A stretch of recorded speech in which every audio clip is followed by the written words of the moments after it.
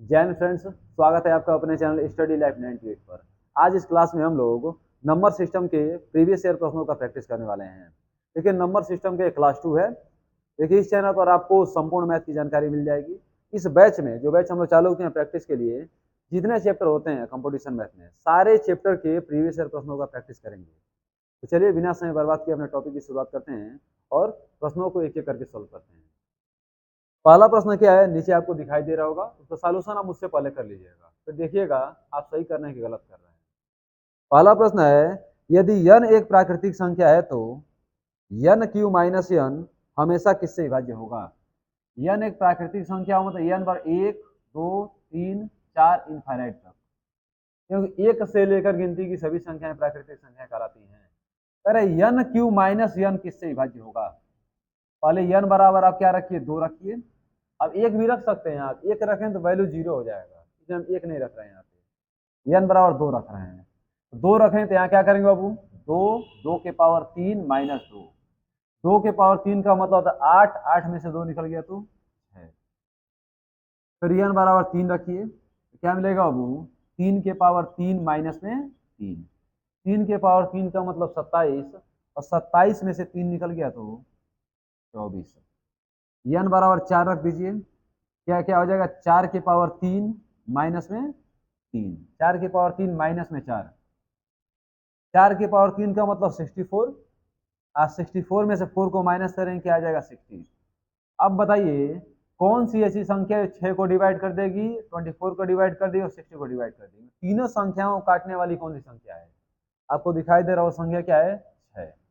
मैंने 6 एक ऐसी संख्या है जो तीनों संख्याओं को डिवाइड कर देगी, तीनों संख्याओं को काट देगी। तो आपका राइट आंसर क्या हो जाएगा, बी। ये आरआरबी एनटीपीसी में पूछा गया प्रश्न है ना, तो इसका आंसर क्या सही हो जाएगा, B is the right answer. अब चलते हैं दूसरे प्रश्न पे, ध्यान दीजिए। दूसरा प्रश्न समझिए क्या कह रहा है। कह रहा है 3 अंकों की छोटी से छोटी अभाज्य संख्या बताइए। यह तो आपको याद होना चाहिए, अभाज्य संख्या किसे कहते हैं। पूरी जानकारी यदि आपको लेना हो तो अभाज्य संख्या के बारे में पूरा डिटेल वीडियो हम बना चुके हैं, पूरा A to Z वहाँ पे जानकारी हम आपको दिए हुए हैं, तो वहाँ से आप इसके बारे में पूरी जानकारी ले सकते हैं। तो 3 अंकों की छोटी छोटी अभाज्य संख्या, अभाज्य संख्या कुछ जानकारी आप ले लीजिए। देखिए, एक से वे संख्याएं जो एक से कटे और अपने आप से कटे उसे अभाज्य संख्या कहते हैं। अब 3 अंकों की छोटी से छोटी अभाज्य संख्या कौन सी है। देखिए, 3 अंकों की छोटी से छोटी अभाज्य संख्या क्या होती है बाबू, 101 होती है ना। 1 से 100 के बीच कुल 25 अभाज्य संख्याएं मिलती हैं। अभाज्य संख्या का ट्रिक हम बताएंगे, 44 22 32 23 21, मैंने 1 से लेकर 10 के बीच 4 अभाज्य संख्याएं, 10 से लेकर 20 के बीच 4 अभाज्य संख्याएं, 20 से 30 के बीच 2 अभाज्य संख्याएं, एक क्रम आगे जाता है। टोटल 100 प्राकृतिक संख्याओं में 25 अभाज्य संख्याएं आपको मिल जाती हैं। तो 2 नंबर का आंसर क्या हो जाएगा, 101 आपका सही आंसर हो जाएगा। चलिए, इसके बाद वाले प्रश्न को ध्यान समझिए क्या कह रहा है वो। कह रहा है 1 से 100 सॉरी 1 से 10 दोनों शामिल तक की प्राकृतिक संख्याओं के घनों का योग क्या होगा। प्राकृतिक संख्याओं के घनों का योग क्या होगा। देखिए, या तो आप बेसिक से कर लीजिए, 1 का क्यूब करिए, 2 का क्यूब करिए, 3 का क्यूब करिए, है ना। तो आप गुणा फिर सबको जोड़ लीजिए, आपको आंसर मिल जाएगा। मान लीजिए 10 तक दे रहा तो बड़ी आसानी से आप लोग कर लेंगे, नहीं है 50 कर दे, 5000 कर दे, 10,000 कर दे, तो वहाँ तरीका बड़ा मुश्किल हो जाएगा।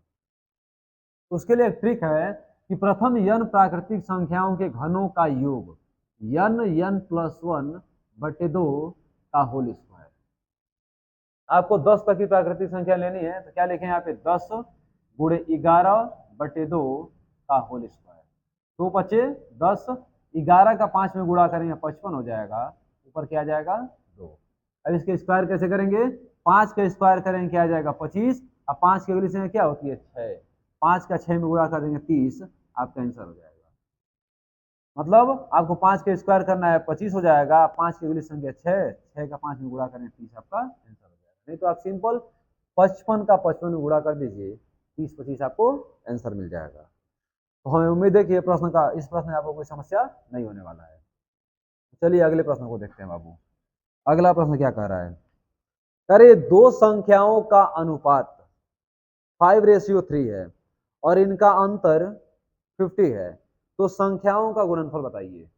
दो संख्याओं का अनुपात, मान लीजिए पहली संख्या और दूसरी संख्या, इसका अनुपात क्या दे रहा है, 3 संबंधी 5 दे रहा है, यह दे रहा है आपको 3x, यह दे रहा है 5x। अरे इसका गुणनफल आपको दे रहा है 50, सॉरी गुणनफल अंतर 50 दे रहा है आपको। अंतर 50 का मतलब बाबू 5x में से 3x निकाल दें 2x हो जाएगा, 2x का वैल्यू कितना दे रहा है, 50 दे रहा है। तो 2 से कितनी बार में, 25 बार में कटेगा, x का वैल्यू कितना आ गया, 25। अरे संख्याओं का गुणनफल आपको बताना है, संख्याओं का गुणनफल क्या हो जाएगा, 3x गुणे 5x, 3x का मतलब 3 गुणे 25, अब 5x का मतलब 5 गुणे 25, सिंपल गुणा कर दीजिए। देखिए 25 का 25 में गुणा करें 625 हो जाएगा, 625, और 3 का 5 में गुणा करें आपको 15 मिल जाएगा, 15 गुणा का 15 का 5 में गुणा करें 75 के 5, 15 का 2 में गुणा करें 30, 30 में 7 जोड़ेंगे 7, और 37 के 7, 15 का 6 में गुणा करें 90, 90 में 3 क्या आ जाएगा, 93, 93 75 आपका आंसर आ जाएगा। मतलब दो संख्याओं का अनुपात 3:5 है, उनका अंतर अगर 50 है तो गुणनफल कितना हो जाएगा, 93 75। 93 75 आपका राइट आंसर क्या हो जाएगा, राइट आंसर हो जाएगा आपका बी। तो इस प्रश्न में आपको कोई समस्या नहीं है, हमें उम्मीद है कि हमसे पहले आप लोग प्रश्नों का आंसर निकाल लिए होंगे। अब चलते हैं अगले प्रश्न को देखते हैं, ध्यान दीजिए आगे।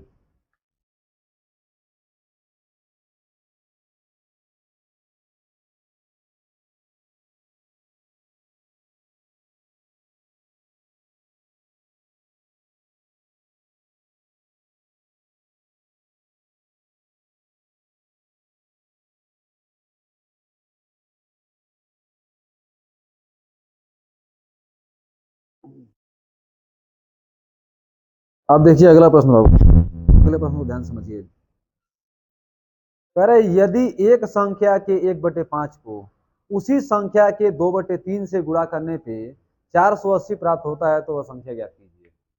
यदि किसी संख्या के 1/5 को उसी संख्या के 2/3 से गुणा करने पे, कोई संख्या है, इसका कितना दे रहे हो बाबू, मान लीजिए कोई संख्या यक्स है, यक्स का 1/5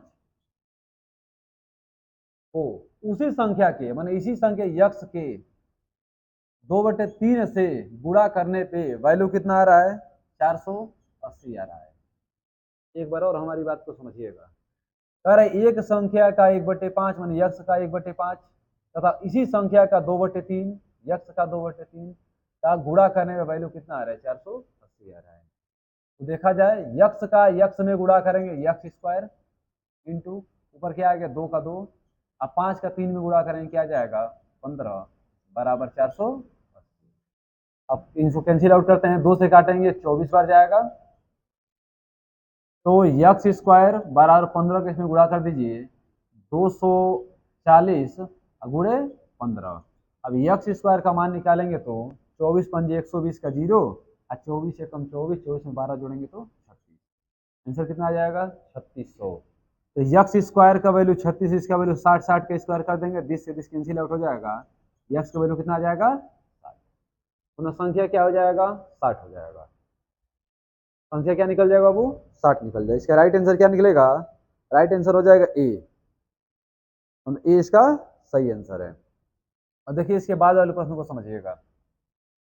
अरे 91 गुणे 92 गुणे 93 गुणे डैश डैश डैश 99 का इकाई अंक कितना होगा। सबसे आसान प्रश्न है बाबू, 91 गुणे 92 गुणे 93 डैश डैश डैश, और तनी आगे बढ़ा दे रहे हैं हम, गुणे 94 गुणे 95 गुणे डैश डैश डैश 99 तक की संख्याओं का इकाई अंक कितना होगा। हम आपको इकाई अंक का पूरा मतलब संपूर्ण जानकारी हम आपको दे चुके हैं। आपको इस बात की जानकारी होगी कि 1, 2 और 1 5 मिलकर एक शून्य का निर्माण कर देते हैं। जब किसी संख्या का इकाई अंक शून्य आ जाता है तो आप किसी संख्या से गुणा भाग करते हुए उसके इकाई अंक में कोई परिवर्तन नहीं होता है। शून्य एक बार आ गया तो हमेशा शून्य ही रहेगा, तो गुणनफल कितना ही बड़ा चला जाए। यहाँ देखिए 5 और 4 मिलके क्या करेंगे 20, या 5 का 2 में गुणा करेंगे 10, आपका शून्य इकाई अंक कितना आ जाएगा शून्य, तो सीधा लिख दीजिए इकाई अंक बराबर शून्य, आपका आंसर। नोट में एक बात लिख लीजिएगा कि 5 का किसी भी सम संख्या में गुणा करने पर इकाई अंक 0 हो जाता है। 5 का किसी भी सम संख्या में गुणा करने पर इकाई अंक क्या निकल जाता है 0 निकल जाता है। और जब ये अगर इकाई अंक 0 आ गया तो हमेशा 0 ही बना रहेगा। राइट आंसर इसका क्या हो जाएगा? 0। अब देखिए इसके बाद वाले प्रश्न को देखिए बाबू। कह रहा है 229301 में 9 के स्थानीय मान और अंकित मान का अंतर बताइए। प्लेस वैल्यू और face value, find the difference between place value and face value of 9। तो क्या हो जाएगा? 229301। ये बताइए 9 का स्थानीय मान कितना हो जाएगा? 9 का स्थान, 9 का स्थान, 9 क्या 3 गो 0, और इसका अंकित मान क्या हो जाएगा बाबू? अंकित मान क्या हो जाएगा? केवल 9, केवल क्या आ जाएगा? 9। आपको इसका अंतर पूछ रहा है, अंतर बताइए। 9,000 रुपए में से 9 रुपये कोई ले लिया तो 8,991 रुपये हुआ। 10 में से 9 निकल गया, 1 और 9, 9 8, आपका आंसर आ गया। ठीक है, अब चलिए अगले प्रश्न को देखिए बाबू। अगला प्रश्न क्या कर रहा है? कह रहे 432 का 1/6वां भाग 216 के 3/4वें भाग से कितना कम है? निकाला जाए। 432 का 1/6वां भाग 6 से काटिए, 6 सत्ते 42, 6 दूना 12, क्या आ गया? 72। और फिर 216 का कितना भाग? 3/4 भाग, 4 से काटिए, 4 पचे 20, 4 चौके 16, 3 चौके 12 के 2, और 3 पचे 15, 15 1 16, है ना। मतलब इसका 1/6 भाग, इसके 1/6 भाग से कितना कम है? इसमें से इसको माइनस कर दीजिए, जो आएगा आपका आंसर हो जाएगा। 2 में से 2 निकल गया 0, और 16 में 7 निकल गया तो 9। राइट आंसर क्या आ जाएगा? 90। मतलब 432 1/6वां भाग 216 के 3/4वें भाग से कितना कम है? 90 कम है। तो राइट आंसर क्या निकल जाएगा आपका? 90। इसको समझ लीजिए, फिर अगले प्रश्न को देखा जाए।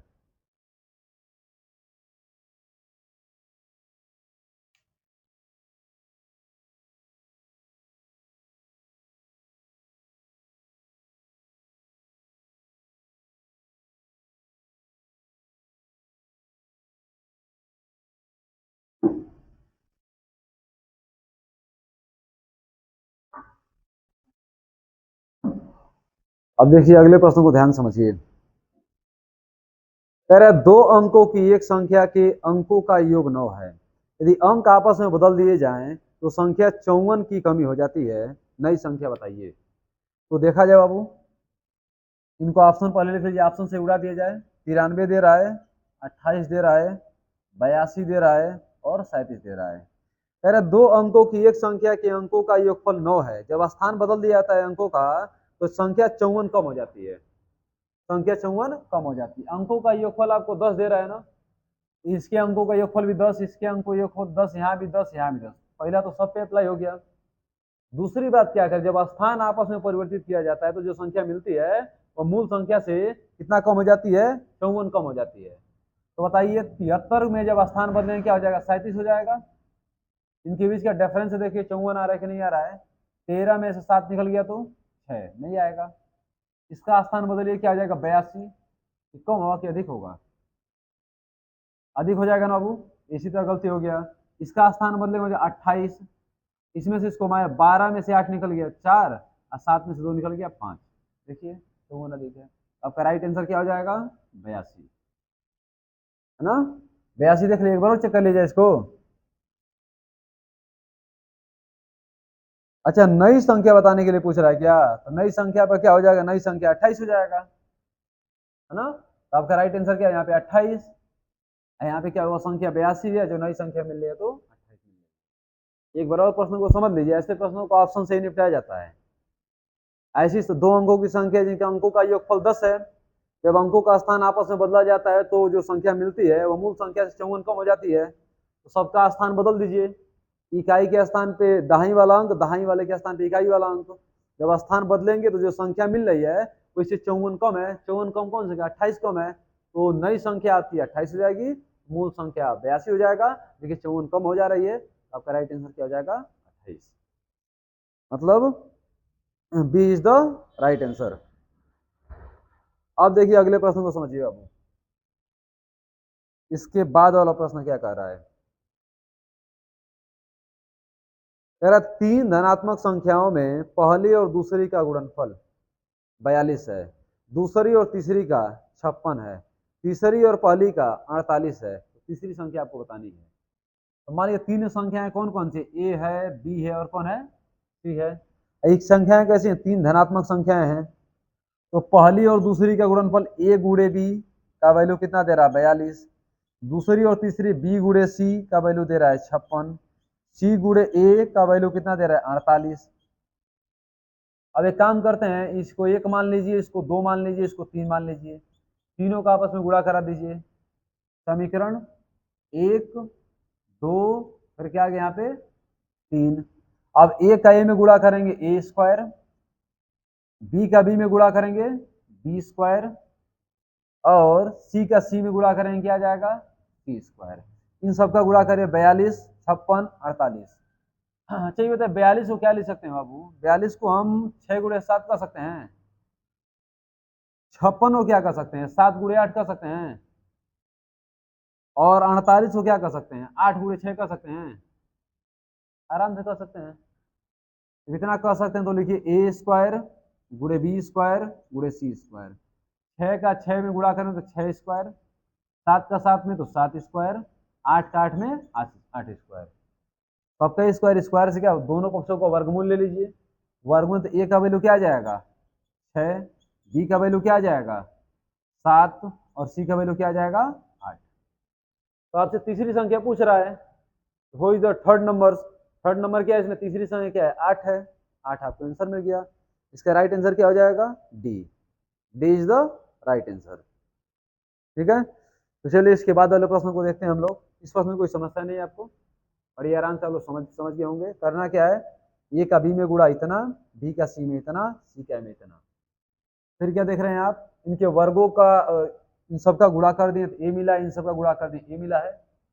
42 को आप 6 गुणे 7, 56 को 7 गुणे 8, और उसको 8 गुणे 6। सब दोनों साइड स्क्वायर आ जाएगा, स्क्वायर हटा दीजिए केवल, आपको ए बी सी का मान निकल जाएगा। तीसरी संख्या आपसे पूछा है, तीसरी संख्या हो जाएगा 8। आगे देखिए बाबू,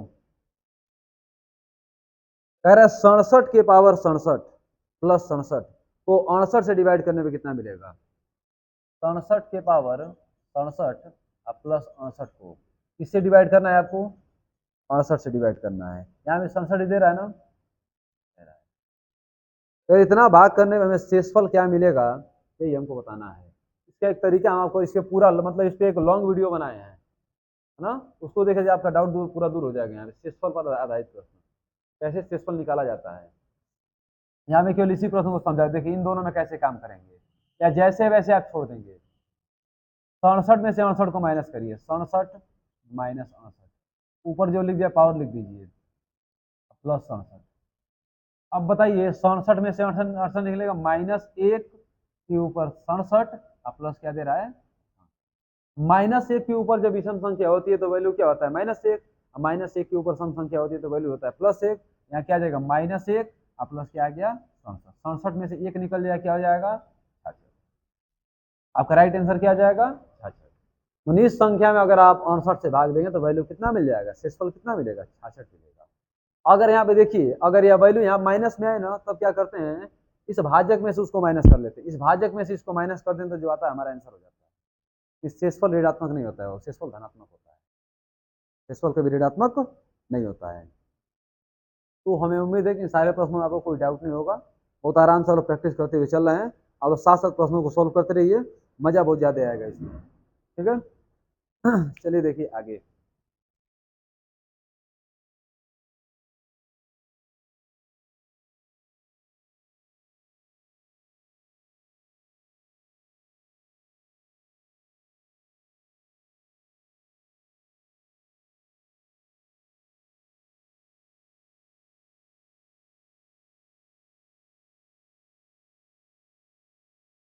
इसके बाद वाले प्रश्न को देखिए बाबू। अगर एक धनात्मक पूर्णांक 425 से, एक धनात्मक पूर्णांक को 425 से डिवाइड करने पर शेषफल 45 आता है, और उसी संख्या को 17 से डिवाइड किया जाए तो शेषफल कितना मिलेगा। कल भी इस टाइप के प्रश्न में आपको बताया था, फिर एक टाइप का प्रश्न लिया इसी में। 425 से विभाजित करने पे हमें 45 शेष मिलता है। उसी संख्या को 17 से डिवाइड करने पे कितना शेष मिलेगा? यह जो संख्या इस संख्या का गुणज होना चाहिए, मल्टीप्लाई होना चाहिए, और यह संख्या इस संख्या का मल्टीप्लाई नहीं होगा तो इसका आंसर क्या निकलेगा? C and D can not define, ज्ञात तो नहीं किया सकता है ना। एक रूल आप याद, यह संख्या इस संख्या को विभाजित करनी चाहिए तो ये हमारे ट्रिक काम करेगा वहां पे। तो 425 से भाग देने में 45 शेष बचा, 17 से भाग देने में कितना शेष बचेगा? सीधा 45 में आप 17 से डिवाइड कर दिए, 17 दूना 34, 34 में क्या जोड़ेंगे? 45 होगा, इधर 6 और 5 11, शेषफल कितना आ जाएगा? 11। जो शेषफल मिला सीधा सीधा उसी संख्या में भाग दे दीजिए। आपका राइट आंसर क्या हो जाएगा इसमें? B, B is the right answer. फिर इसके बाद वाले प्रश्न को देखिए बाबू, कह रहा 1 + 2 + 3, 10 तक दे रहा हूँ, 1 + 2 + 3 plus dash dash dash plus 10 का वैल्यू कितना दे रहा है? 55 दे रहा है। इस प्रश्न का आंसर सेकंडों में लगाया जाता है, 1 सेकंड में आंसर। अभी देखिए मैं इसको करके आपको 1 सेकंड वाला तरीका ही बताऊंगा। फिर कह रहा है 6 + 12 plus 18 plus dash dash dash plus दे रहे हैं यहाँ पे 60 का योगफल कितना होगा? इन सब में कॉमन आपको क्या मिला है? 6 कॉमन मिल रहा है, तो क्या बचे? 6 कम 6 2 3 कहाँ तक आएगा? 10 तक। इस पूरे का वैल्यू आपको कितना दे रहा है? 55 दे रहा है, तो 6 और गुणे 55, 5 6 30 के 0, 5 6 30 3 33, आंसर आ गया 330 आपका आंसर है ना। और आपको डायरेक्ट करना हो तो कैसे करेंगे? 1 से लेकर 10 तक प्राकृतिक संख्याओं का योगफल आपको दे रहा है 55। आपको इस तरीके से पूछ रहा समय 6 कॉमन मिला, 6 को आउट कर लीजिए, 6 आउट मिला, अंदर आपको भी मिल जाएगा, इसका वैल्यू आपको 55 दिया, 6 का 55 गुणा करिए, सीधा 330 आंसर पाइए। समय नहीं देना है, खटाक दे प्रश्न का आंसर निकाल देना है बाबू। चलिए इसके बाद वाले प्रश्न को समझिए, वो क्या कह रहा है। ये काफी बढ़िया प्रश्न है, इस प्रश्न को सुनिएगा। यदि कोई संख्या 11 और 13 से विभाज्य हो तो अनिवार्यतः निम्न में से किस प्रकार की वह संख्या होगी? कोई संख्या है जो 11 से भी कट जा रही है, 13 से भी कट जाए, किस प्रकार की संख्या होगी? ये गुणनफल के रूप में होगी, 11 गुणे 13। 11 गुणे 13 जो संख्या मिलेगी ना, वह 11 से भी कट जाएगी, 13 से भी कट जाएगी। ये देखिए यहाँ 13 से डिवाइड कर 13 से 13 कट जाएगी, 11 आंसर आ जाएगा। 11 से डिवाइड करिए, 11 से 11 कट जाएगा, 13 आंसर आ जाएगा। मैंने 11 गुणे 13 गुणनफल के रूप में संख्या है, तो संख्या 11 और 13 दोनों से विभाज्य होगी। राइट आंसर क्या हो जाएगा इसमें आपका? इसमें राइट आंसर हो जाएगा सी, मैंने 11 गुणे 13। चलिए अगले प्रश्न को समझिए बाबू। अगला प्रश्न क्या कर रहा है हमें? कह रहा 3 संख्याओं का योगफल 132 है। पहली संख्या दूसरी संख्या की 2 गुनी है और तीसरी संख्या पहली संख्या की 1/4 है।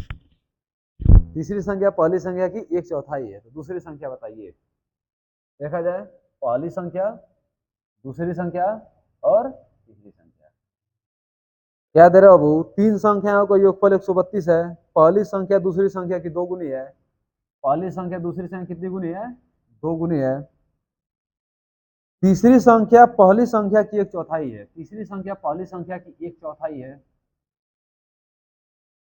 1/4 है, और योगफल आपको दे रहा है कितना? 132। तो क्या पूछ रहे हैं आपसे? दूसरी संख्या आपसे पूछ रहे हैं। यहाँ 2 तरीका है, यक्ष मान के भी आप काम कर सकते हैं, आज संख्या भी मानकर आप काम कर सकते हैं। संख्या कोई बड़ी माननी पड़ी चाहिए ताकि वो संख्या 4 से कट जाए आराम से।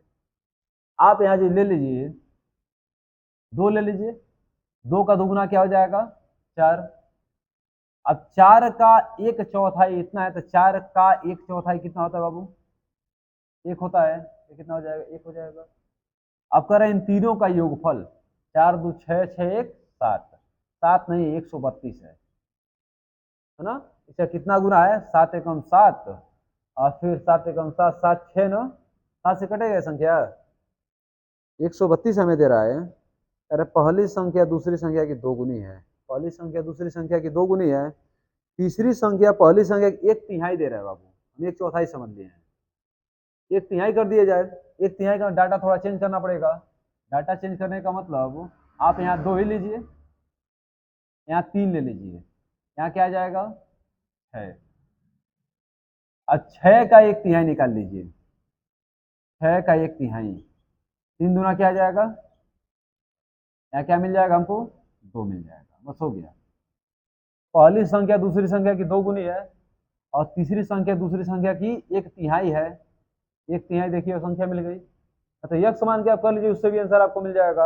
अब देखिए 6 3 9 9 2 11, 11 नहीं 132 है। कितना 11 11 11 दूना 22, 12 गुना है। दूसरी संख्या भी क्या आ जाएगी 12 गुना, मतलब 12 3 36 आपका आंसर। ठीक है, इस तरीके से करके हम लोग आज बहुत शानदार शानदार प्रश्नों को सोल्व किए। ठीक है, नंबर सिस्टम का हमारा टॉपिक समाप्त हुआ। अगले वीडियो में हम लोग अगले चैप्टर के प्रश्नों का प्रैक्टिस करेंगे।